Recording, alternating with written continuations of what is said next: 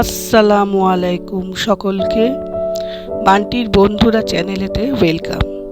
Part 1-এ আমরা দেখলাম বিবি মরিয়ম আলাইহিস সালাম যখন শিশু ঈসা আলাইহিস সালামকে কোলে নিয়ে বাইতুল মুকাদ্দাসে গেলেন, তখন ইহুদিরা অনেক খারাপ কথা বলতে লাগলো। তখন মরিয়ম আলাইহিস সালাম কি করলেন?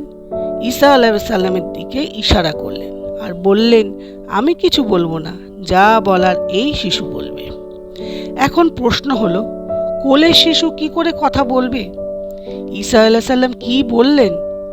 কোলের বাচ্চা কি করে কথা বলে? হ্যাঁ, এটাই হয়েছিল বিবি মরিয়ম আলাইহিস সালামের সাথে। যখন সবাই তাকে অপবাদ দিচ্ছিল, ইহুদিরা বলছে, হে হারুনের বোন, তোমার বাবা কোনো খারাপ মানুষ ছিলেন না ইমরান, তোমার পিতা সে অত্যন্ত ভালো মানুষ ছিল এবং তোমার মাও কোনো খারাপ মহিলা ছিল না। তোমরা নবী পরিবারের সন্তান, তোমাদের বংশের সবাই ভালো, তুমি কি করে এই কাজ করলে?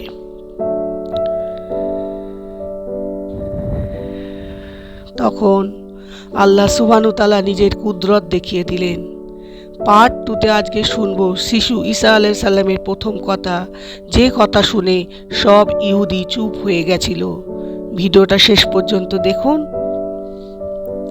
এমন সময় কোলের শিশু ঈসা আলাইহিস সালাম আল্লাহর হুকুমে কথা বলে উঠলেন, ইন্নী আব্দুল্লাহ, আমি আল্লাহর বান্দা, আতানি আল কিতাব ওয়া জালানি নবিয়্যা, আল্লাহ আমাকে কিতাব দিয়েছেন এবং নবী বানিয়েছেন।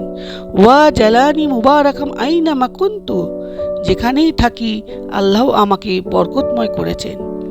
এই মোজেজাপূর্ণ কালাম শুনে ইহুদিগণ আশ্চর্য হয়ে গেল আর বলা বলি করতে লাগলো, নিশ্চয়ই সে নবী হবে। মানুষ যা অপবাদ দিয়েছে, এইসব মিথ্যে মরিয়ম আলাইহিস সালাম সযত্নে লালন পালন করতে লাগলো। মরিয়ম আলাইহিস সালামের থেকে আমরা কি শিখলাম? মরিয়ম আলাইহিস সালাম আমাদের শিখিয়ে গেলেন, সবাই ভুল বুঝলেও আল্লাহ বুঝলে আর কিছু লাগে না। তার পরীক্ষা এখানেই শেষ না।